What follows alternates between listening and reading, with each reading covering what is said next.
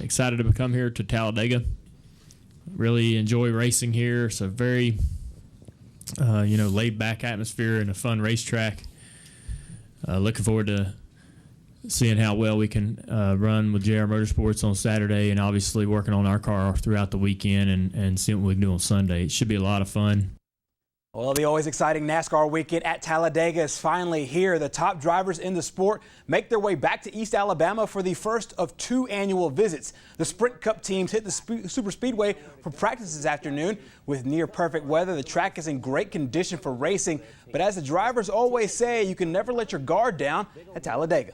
You just never know what's going to happen here. It's an exciting race to watch. It's an exciting race to be a part of, but like I say, it's unpredictable. You always kind of need help, or need to be in the right spot, or need extra cars to be able to make moves and make passes. There is a lot of skill that goes into winning a race like this, but it's a lot different skill than what we do every other week. How aggressive you are to making those blocks and making sure you get those runs and pushes, and sometimes it might be a small hole, but if you can make it work, it pays off.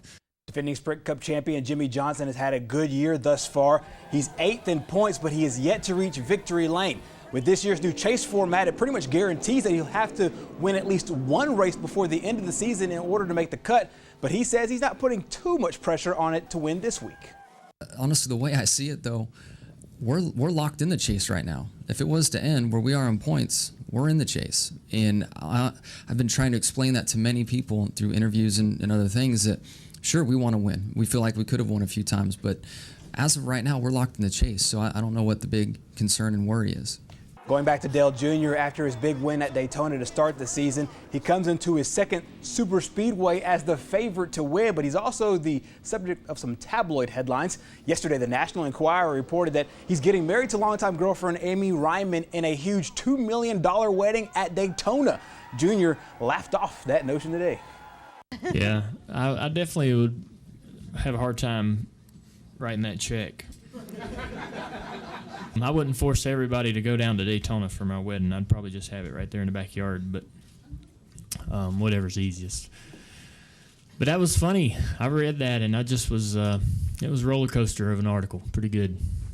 For the first time, Sprint Cup cars will use a group qualifying system at a super speedway. All 47 drivers will be back on the track for a 25-minute session, and then the top 24 advance for a 10-minute session, and then a top 12 advance for a 5-minute group. The fastest car will get the pole. NASCAR is so excited about this deal, they're putting it live on Fox Nationwide TV instead of shoving it over to cable. The action on the track resumes tomorrow with the ARCA Series race at 10 a.m.